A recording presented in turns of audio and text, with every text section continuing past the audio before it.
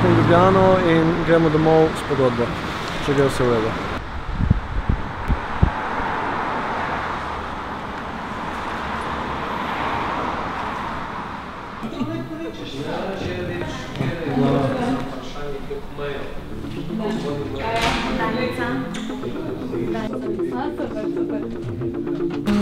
Zdaj pa pogodbo.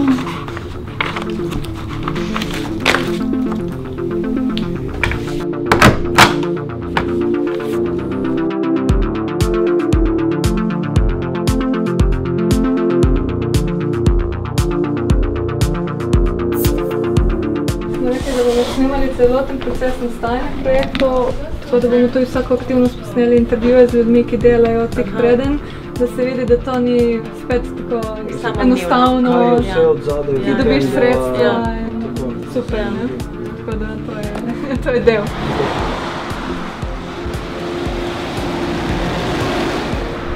Ja, hard, ne? Ja, hard, ne? Kaj praviš, kako bo to izgledalo? Ja, hard. Za začetek, projekt smo iz ADD, Aktivno demokratično državljanstvo, prevedli v Dodaj. Gre za zelo lokalen projekt in zato je pomembno, da vsi veste zdaj o njem. In poleg tega bo vsak od vas imel kar pomembno vlogo v njem, zaradi tega, ker je tako kratek in ker je dejansko zelo, zelo pinin projekt. Torej, ti planiraš začetek novembra, posvet, ja? Resno stvar. Ti planiraš začetek oktobra, ti mi zrihtaš Nežo še ta teden, delaš kolesarjenje, ki je prvi event, ki ga naredimo septembra, Katarina komunicira v maju, naučimo pisati zapisnik, potem zaključni event bomo skupaj naredili konec novembra ali začetek decembra in ti delaš pri kolesarjenju in to zadeve in delamo skupaj analizo in potem film mora biti končan, tako da se projicira na zaključnem eventu, ki bo konec novembra, začetek decembra. Kako bi ta projekt opisala nekomu, ki nima pojma o tem, kar delamo, o tem, kar sploh pomeni projektni menedžment ali pa družbene dejavnosti ali pa delo na področju aktivnega državljanstva, tako v par stavkih, kakšen projekt delaš? Mogoče bi mu rekla, da kaj poskušam narediti je v prvi vrsti pokazati priložnost, ki jo na tem območju imajo vsi, ki v njem živijo, zato da je to okolje boljše. To je najširše. Kako z nekimi malimi stvarmi lahko narediš, da se na koncu dneva vsi boljše počutimo.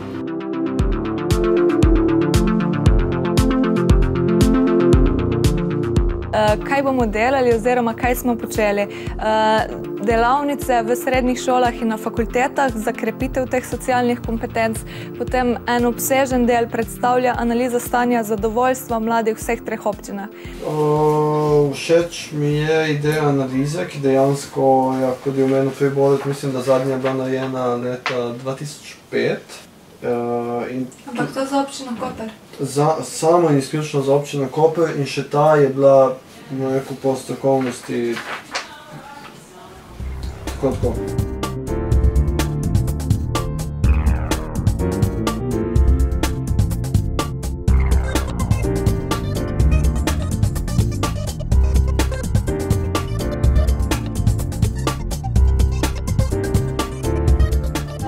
Jaz sem Mirna, to je moj sodelavec Gregor, prihajajo iz kulturno-izobraževalnega društva Pina iz Kopra. Izvajamo analizo stanja med mladimi na področju mladine v obalnih občinah. Kako vam je v tem mestu, ste zadovoljni, kako vam je v šole, kako vam je Koper, kako vam je Izola, kako vam je Piran. Vprašanje je en način, da lahko svoje mnenje ali pa vaše mnenje mi pridobimo. Bo vzel nekaj časa, no.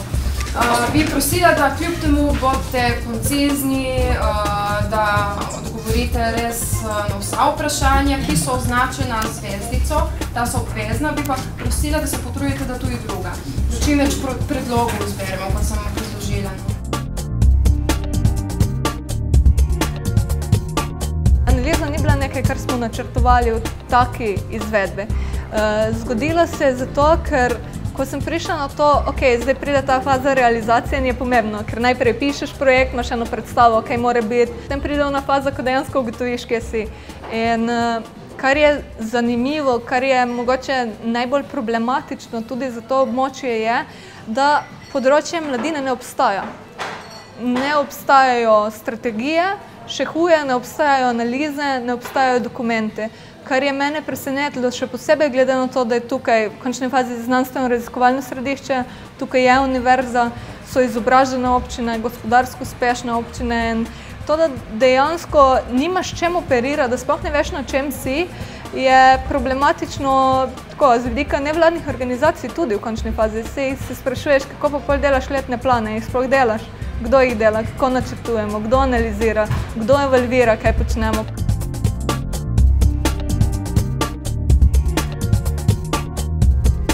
V tem vprašalniku smo postavili vprašanje, si želiš živeti na območju obalnih občin. In če gremo neko stereotipno predstavo, ki je danes, vsi mladi hočejo ven, vse zanima tujina, tukaj ni nobenemu več v interesu biti, je ta raziskava nam v bistvu pokazala čisto obratno situacijo. Še posebej dijaki si želijo ostati tukaj in razloge, ki jih navajajo, da je tukaj lepo, da se tukaj dobro počutijo, da imajo tukaj prijatelje, da ne bi radi šli v stran od družine.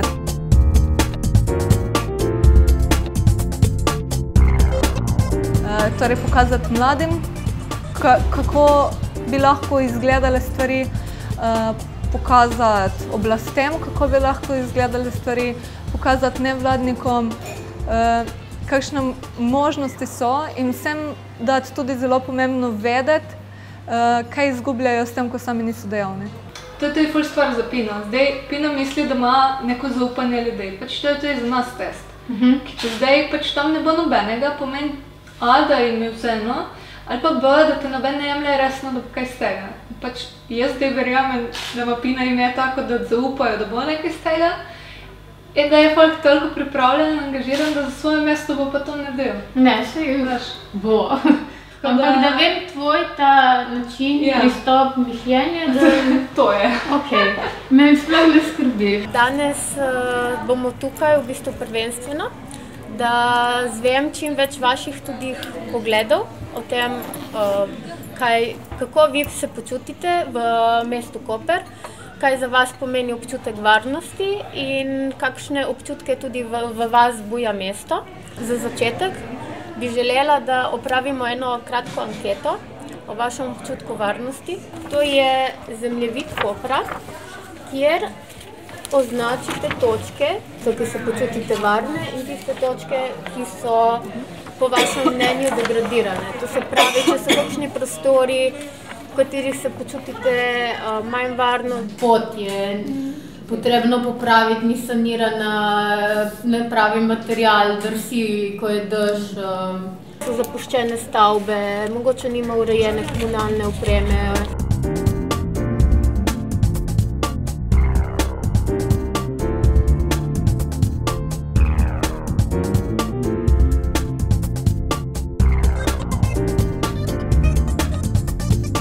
Prijetno hoditi, ne? Jaz pogledam, kje mi ni prijetno, ko se gibam, ne? Kje pogledaš večkrat nazaj, kot ponavadi. Ja.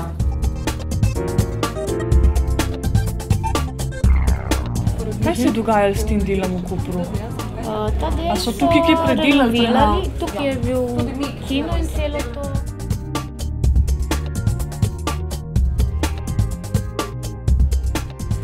Tle, v tem delu parkirišča, tle, toliko kradejo, tle, boh ne daj, da parkiraš avta sploh.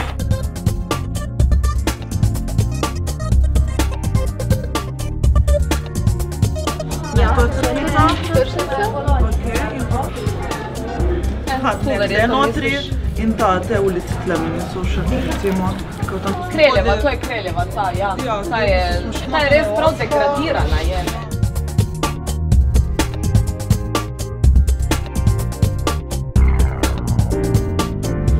Občina uredi ulico, dejansko se počutiš, da je nekdo drug nekaj naredil tudi zate. Če bi bilo dobro, da bi bilo tle odprt, da direkt vidiš. Tu hodiš nekam, ker je kot en tunel, ki je črna luknja. Jaz sem si troje kavbojke že raztrgala na Tartinijo, ko sem tekla po dežju, ki oni beli ful drsijo. Jaz sem se kar stegnila tam. 3-krat sem že padla v Piranu.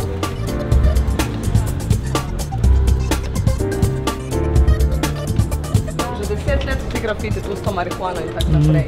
Da se ta šola ne potrudi tega prepleskati. Ta Kreljeva ne vem, to so nove luči, včasih ni bilo svetla, tu si, ne? In hop. Recimo, jaz slabo vidim, ne, pa recimo ne vidim dobro, mislim, ko je tam še slabše, ne? In ne vidiš dobro in ne veš, a boš zdaj stopil v kakšno luknjo, ali... Evo je prva nevarnost. Samo je na 15 cm globoka luknja. Čim je bolj odprt in zračno, meni se boljše počutim, no. Imamo lepo naslonjalo in zavarovan hrbet, imamo zelenje. Če vzamemo primer varnosti punca pa žensk v mestnih središčih, je bil cilj opozoriti, da je to problem, je bil cilj opozoriti na konkretne lokacije, a je bil cilj pa sploh začeti govoriti o teh zadevah. V bistvu delaš zelo na temeljih. Delaš na tem, da sploh vzbudiš misel, da se o družbenih problemih, da se o prostoru, v katerem smo, začne sploh razmišljati. Recimo, meni je bilo presenetljivo, ko smo delali sprehode z mladimi ženskami po Piranu in ko ugotoviš, da dijakinje dejansko glede na vreme prilagajajo svojo obutev. Da zbiraš, ne vem, to, če dežuje, kakšne čevlje boš imel, da ne boš padel po glavnem trgu. To so stvari, ki so šle mimo mojih misli sploh. Dobra stvar je, ker ne rabite sproti delati neke montaže in biti omejena. Slaba stvar tega je, da če gledate, da imamo evente do novembra, dejansko to bo ful materijala.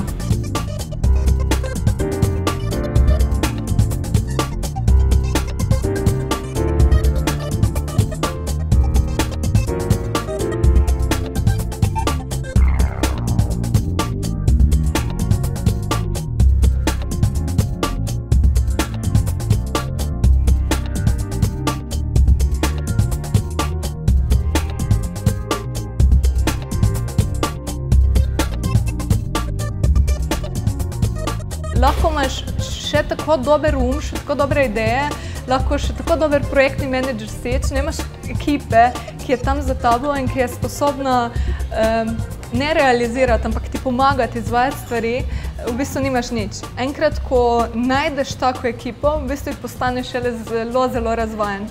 In po drugi strani si ne predstavljam več delati v okolju, kjer nimamo okoli sebe sposobnih ljudi.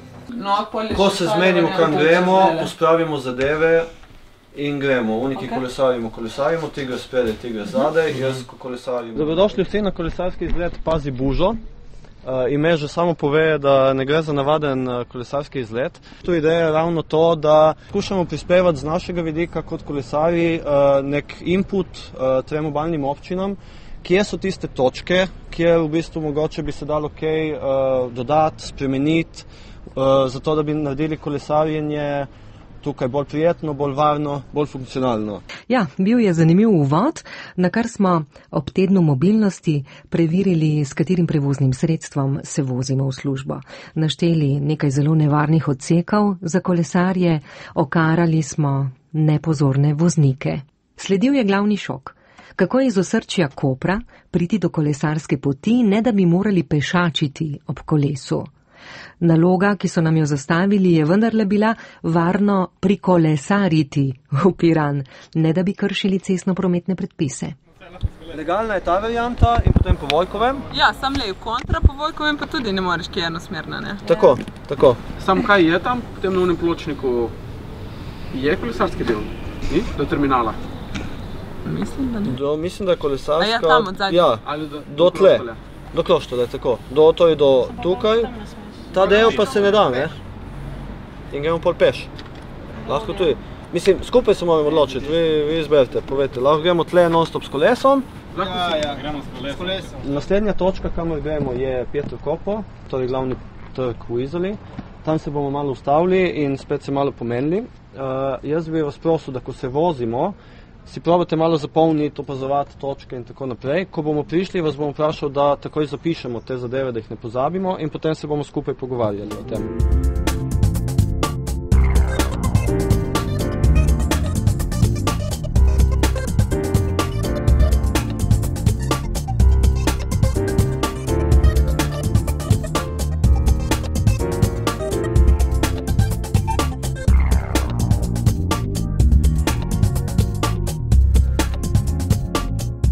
bi bila kakšna ograja, če tam padeš, so posledice lahko usodne, če tam padeš na skale dol, desno, rečemo. Ja, ta je v redu, da že sterne. Jaz bi dal kakšno ograjo, no.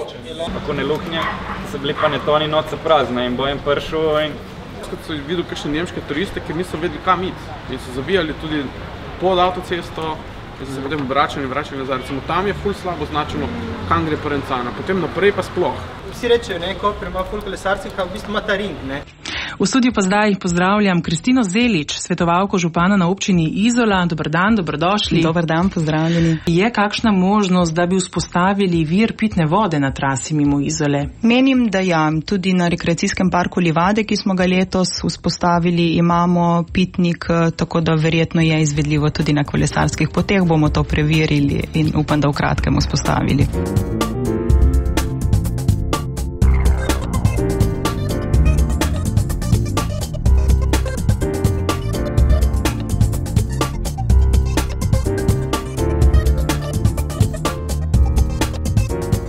Povsem rdeča, torej najbolj nevarna, brez glasu proti, se nam je zdela pot proti Piranu od Auditorija do Bernardina.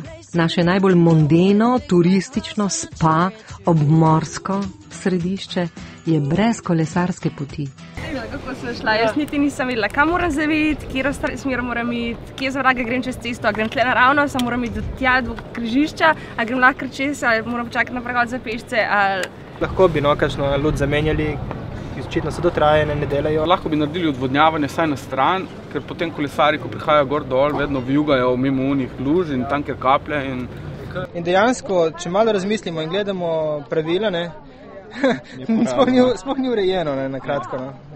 Dobro, upam, da bo kaj iz tega dejansko, da bo kakšen odziv tudi strani občin, da se bo kaj naredilo, če smo že podali svoje mnenje. Ja, tako, jaz pričakujem, da recimo kakšne te malenkosti, ki so v bistvu, ki smo jih opazili, pa ki mogoče ne bi zahtevali nekih velikih finančnih sredstev, da se jih popravi, pač to bi že pričakovali, da se bo popravilo. Ja. Zdaj, tako zelo širše zastavljeno bi bilo pa fajn, ne vem, v roku parih let, da bi se začelo delati, pač ko se bojo urejala določena območja, ko se bo odprl tunel, bi bilo pa smiselno, ja, da pač imajo to nekako v mislih. Tako kolesarjenje lahko naredi, ne glede na vse, to, da bo ena skupina ljudi participirala, pa naslednjo leto še več, pa potem druga skupina, ki bolj varnost skrbi, bo hodila po mesti, pa tretja skupina, ki jih zanima, ne vem, pa bo imeli inicijativo, pa se bo začelo, oni so to naredili, mogoče pa mi hočemo to v mestu, pa bomo naredili to.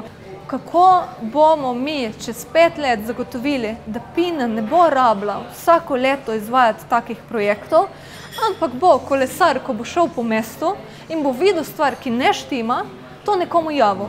Kako bo nevladna organizacija takrat za njega na voljo, da če bo to se dogajalo na področjih, kje ne bo tako suveren, da sam javlja, ker se bo bal posledic ali pa ker bo nevešč, kako bojo nevladne organizacije tam take osebi na voljo, koliko bojo kredibilne, zato da ko bojo one poslali informacijo dalje, bo ta informacija sprejeta.